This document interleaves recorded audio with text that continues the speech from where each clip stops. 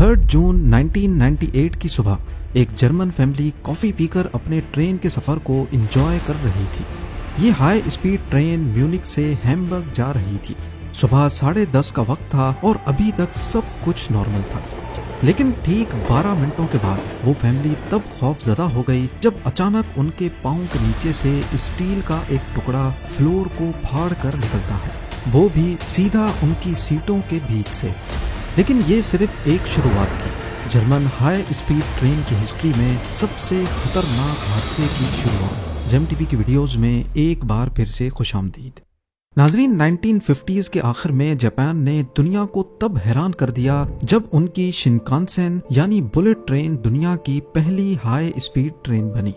इस ट्रेन ने पूरे मुल्क के शहरों को आपस में जैसे कनेक्ट कर दिया था और सफर इतना तेज बना दिया कि घंटों का सफर मिनटों तक आ पहुंचा।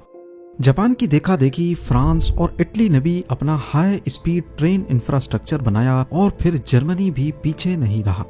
जर्मनी ने अपना खुद का हाई स्पीड ट्रेन प्रोजेक्ट शुरू किया जिसका नाम रखा गया ICE यानी intercity express.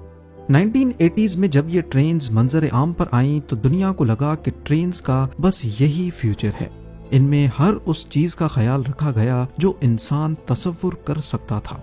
Aerodynamic design, modern computers का इस्तेमाल और बेमिसाल आरामदेह सफर, सब कुछ परफेक्ट लग रहा था। लेकिन हर परफेक्ट सिस्टम के अंदर एक छुपी हुई कमजोरी जरूर होती है और आइस ट्रेन्स की कमजोरी थी उनके व्हील्स। आइस जनरेशन 1 ट्रेन्स के व्हील्स शुरुआत में मोनोब्लॉक डिजाइन में बने थे, यानी पूरा व्हील एक सॉलिड 1 पीस स्टील में बना था जो कि मजबूत, सस्ता और रिलायबल होता था। पर इस मोनोब्लॉक व्हील में एक मसला नोटिस किया गया। कुछ सालों बाद पैसेंजर्स शिकायत करने लगे कि जब ट्रेन हाई स्पीड पर चलती है तो उसमें एक अजीब सी वाइब्रेशन होती है। बूफे कार जहां फूड सर्व किया जाता है वहां पड़े ग्लासेस, चमचे, कांटे वाइब्रेशन की वजह से आवाज करने लगते थे। ये वाइब्रेशंस और आवाजें सफर को काफी अनप्लेजेंट बना रही थी और फिर आखिरकार जब इंजीनियर्स ने चेक किया तो मसला व्हील्स के अंदर था। मोनोब्लॉक व्हील्स बेशक 1 पीस में बने थे और व्हील्स हर साइड से इक्वली बैलेंस्ड भी थे, लेकिन अगर किसी एक साइड पर 5 ग्राम का वजन भी बढ़ेगा तो हाई RPM पर ये एक्स्ट्रा वेट का डिफरेंस व्हील में वाइब्रेशन पैदा करेगा। और असल में हो भी कुछ ऐसा ही रहा था। हाई स्पीड पर चलने की वजह से फ्रिक्शन ने मोनोब्लॉक व्हील्स की कुछ साइड्स को अनइक्वली घिसा दिया था, जिससे व्हील का बैलेंस बिगड़ गया। स्लो स्पीड पर तो महसूस नहीं होता था, लेकिन जब ये unbalanced wheel 250 kilometre per hour पर घूमता तो पूरी ट्रेन में एक वाइब्रेशन होने लगती। ये किसी भी व्हील की एक कॉमन प्रॉब्लम होती है। गाड़ी के व्हील्स में भी अगर किसी एक साइड पर 2 पंचर एक साथ लगाए जाएं तो उस तरफ सिर्फ कुछ ग्राम्स ही सही लेकिन वजन बढ़ जाता है, जो तेज स्पीड में वाइब्रेशंस पैदा कर सकता है। इसको हल करने के लिए व्हील बैलेंसिंग करवाई जाती है और टेक्नीशियन ऑपोजिट साइड पे उतना ही वजन लगाकर व्हील को बैलेंस कर देता है। पर ट्रेन के लातादाद पहियों को बैलेंस करना एक बहुत ही मुश्किल काम हो सकता है, खासकर अगर वो एक ही पीस में बना हो। और व्हील्स को रिप्लेस करना भी ना सिर्फ मुश्किल बल्कि काफी कॉस्टली पड़ जाता है। लिहाजा जर्मन इंजीनियर्स ने आइस ट्रेन्स के इस मसले को फिक्स करने का एक नया सॉल्यूशन निकाला और वो था रेजिलिएंट व्हील्स। रेजिलिएंट व्हील्स की खास बात ये थी कि ये 1 पीस में नहीं थे। अंदर की रिंग अलग और बाहर की अलग पीस में बनी थी और इन दोनों के बीच में लगाई गई थी रबड़ की एक रिंग जो वाइब्रेशंस को एब्जॉर्ब करेगी। ये डिजाइन खास तौर पर इस वजह से अपनाया गया ताकि जब कभी आउटर व्हील घिसेगा तो सिर्फ उसी पार्ट को रिप्लेस कर दिया जाएगा, ना कि पूरे व्हील को। उस वक्त जर्मनी की ट्रैम्स में भी ये डिजाइन इस्तेमाल हो रहा था, लेकिन मसला ये था कि ट्रैम्स सिर्फ 30 किलोमीटर पर आवर पर चलती थीं और आइस ट्रेन्स को 250 किलोमीटर पर आवर पर चलना था। ये एक बहुत बड़ा मसला था जिसकी बारीकी के बारे में आपको आगे चलकर पता चलेगा, पर उस वक्त इस पर किसी ने ध्यान नहीं दिया। एग्जीक्यूटिव्स ने बिना किसी टेस्टिंग के रेजिलिएंट व्हील्स का डिजाइन अप्रूव कर दिया और फिर 1992 में तमाम हाई स्पीड ट्रेन्स पर ये नए व्हील्स लगा दिए गए। कुछ सालों तक सब कुछ ठीक चलता रहा, लेकिन 1997 में हैनोवर की ट्रैम कंपनी उस्ट्रा ने एक शॉकिंग चीज डिस्कवर की। उन्होंने अपनी ट्रैम के व्हील्स में कुछ क्रैक्स नोटिस किए। उन्होंने अपने क्रैक्ड व्हील्स के पार्ट्स बदल दिए और एहतियातन ये बात डॉइचे बाहन को भी बता दी, जो जर्मनी की नेशनल रेलवे कंपनी थी। मगर क्योंकि उस वक्त आइस ट्रेन्स में वाइब्रेशंस की कोई शिकायत नहीं थी, इसीलिए डॉइचे बाहन ने इस वार्निंग को नजरअंदाज कर दिया। और फिर ठीक एक साल बाद 3 जून 1998 को सब कुछ बदल गया। सुबह 10:30 बजे आइस ट्रेन 884 हैनोवर स्टेशन से हैम्बर्ग के लिए निकली। ट्रेन में टोटल 14 कोचेस थीं, 2 पावर कार्स और 12 पैसेंजर कार्स। अंदर 287 पैसेंजर्स और 8 क्रू मेंबर्स मौजूद थे। हैनोवर स्टेशन से निकलते वक्त सब कुछ नॉर्मल था। कोच नंबर 1 में जॉर्ज डिटमैन अपनी फैमिली के साथ सवार थे। उनका सफर मजे से गुजर रहा था, लेकिन कुछ मिनटों के बाद ट्रेन के फ्लोर से अचानक कोई चीज आकर लगी और अगले ही लम्हे 2 सीट्स के बीच से स्टील का एक पुर्जा फ्लोर को फाड़कर अंदर निकल आया। ये शार्प स्टील का पुर्जा असल में व्हील का ही एक टुकड़ा था। ये देखकर जॉर्ज और उसकी फैमिली फौरन पैनिक में आ गई, जैसे उनके पैरों तले जमीन खिसक गई हो। जिस तेजी से वो लोहा अंदर आया, अगर वो थोड़ा सा लेफ्ट या राइट होता तो उसकी फैमिली जिंदा नहीं बचती। उसने फौरन अपने बीवी बच्चों को बराबर वाले कंपार्टमेंट में भेजा और खुद कंडक्टर को ढूंढने चला गया। कंडक्टर उस वक्त तीसरी कोच में मौजूद था। जॉर्ज ने उसे सब कुछ एक्सप्लेन किया, लेकिन कंपनी पॉलिसी के मुताबिक कंडक्टर ट्रेन को तब तक नहीं रोक सकता जब तक वो खुद मसले को देख ना ले। लिहाजा दोनों मिलके पहली कोच की तरफ चल पड़े। ट्रेन अब भी 200 किलोमीटर पर आवर से दौड़ रही थी और अब आहिस्ता आहिस्ता इसमें वाइब्रेशंस बढ़ रही थी।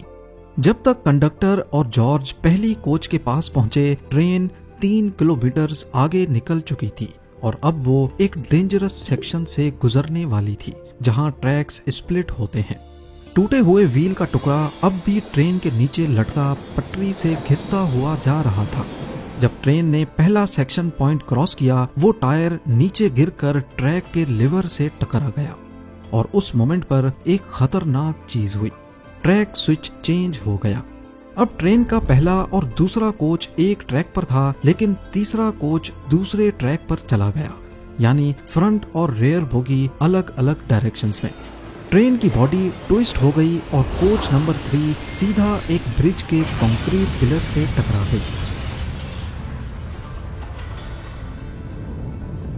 इस खौफनाक तसादम ने ब्रिज का आधा हिस्सा तोड़ दिया।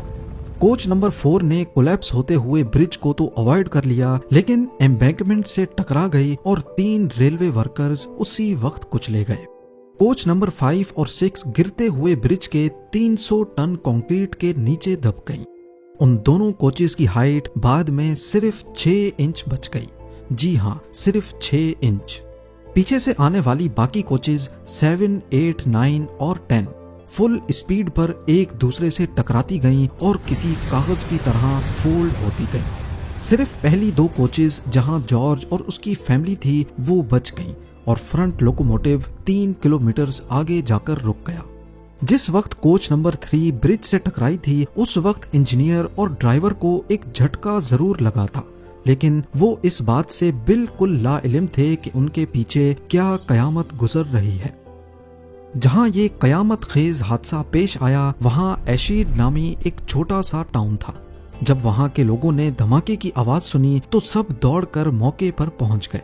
उनके सामने जो मंजर था वो शायद जिंदगी भर कभी भूल नहीं पाएंगे। टूटी हुई कोचेज, लोहे के टुकड़े, आग और लोगों की चीखें। कुछ लोग ब्रिज के मलबे के नीचे फंसे थे, कुछ अपनी सीट्स में अटके हुए थे और प्रेशर प्रूफ विंडोज इतनी मजबूत थीं कि उन्हें तोड़ना ऑलमोस्ट नामुमकिन था। रेस्क्यू वर्कर्स को हैवी मशीन्स बुलवानी पड़ी, लेकिन फिर भी फंसे हुए पहले लोगों तक पहुंचने में कई घंटे लग गए। 1000 से ज्यादा रेस्क्यू वर्कर्स साइट पर पहुंचे। एम्बुलेंसेज, मिलिट्री, डॉक्टर्स सब ने मिलकर ऑपरेशन शुरू किया। करीब ही एक मेडिकल कॉन्फ्रेंस हो रही थी। वहां के 40 डॉक्टर्स भी फौरन साइट पर पहुंच गए, लेकिन तब तक सब कुछ खत्म हो चुका था। इस हादसे में टोटल 101 लोग मारे गए, 88 लोग शदीद जख्मी हालत में पाए गए और 100 के करीब लोगों को मामूली जख्म आए। जो लोग पहली 2 कोचेज में थे, खुशकिस्मती से उनकी जिंदगी बच गई। जर्मन हाई स्पीड ट्रेन्स, जिनको कभी दुनिया की सबसे सेफ ट्रेन्स माना जाता था, एशिड डिजास्टर ने ये इंप्रेशन खाक में मिला दिया। इस एक्सीडेंट ने सिर्फ जर्मनी ही नहीं बल्कि हाई स्पीड ट्रेन नेटवर्क इस्तेमाल करने वाले फ्रांस, इटली और जापान तक के लोगों को भी शॉक कर दिया था।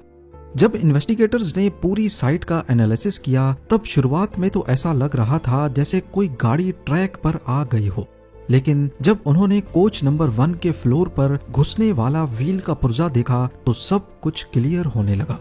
लॉग्स देखे गए तो मालूम पड़ा कि ट्रेन के उसी व्हील में पहले भी फ्लैट स्पॉट का इशू रिपोर्ट हुआ था, वो भी 8 मरतबा, लेकिन फिर भी उसे रिप्लेस नहीं किया गया। क्रैक्स डिटेक्ट करने वाली मशीन्स भी मौजूद थीं, लेकिन फिर भी विजुअल इंस्पेक्शंस टॉर्च की मदद से की जाती थीं। कंपनी ये कहकर टाल देती थी कि वो मशीन्स फॉल्स अलार्म्स देती हैं। 1992 में फ्राउनहोफर नामी एक जर्मन रिसर्च ऑर्गेनाइजेशन ने एक वार्निंग भी दी थी कि हाई स्पीड ट्रेन्स पर रेजिलिएंट व्हील्स खतरनाक हो सकते हैं, और 1997 में हैनोवर ट्रैम कंपनी ने भी वार्निंग दी थी, लेकिन दोनों वार्निंग्स इग्नोर कर दी गई। इंजीनियर्स ने बाद में बताया कि ये टायर हर दिन 5 लाख मरतबा रोटेट करते थे, और वो भी हाई स्पीड पर। हर रोटेशन में स्टील टायर हल्का सा कंप्रेस होता और वापस एक्सपेंड होता। इससे फटीग क्रैक्स बन गए जो दिन ब दिन बढ़ते चले गए, और बीच में रबड़ लगाने की वजह से वाइब्रेशंस एब्जॉर्ब हो गई और किसी को पता ही नहीं चला कि व्हील्स असल में क्रैक हो रहे हैं। और फिर फाइनली 3 जून 1998 को सिर्फ एक व्हील टूटने की वजह से इतना बड़ा हादसा हो गया। एशिड डिजास्टर को दुनिया का सबसे खतरनाक हाई स्पीड ट्रेन एक्सीडेंट माना जाता है।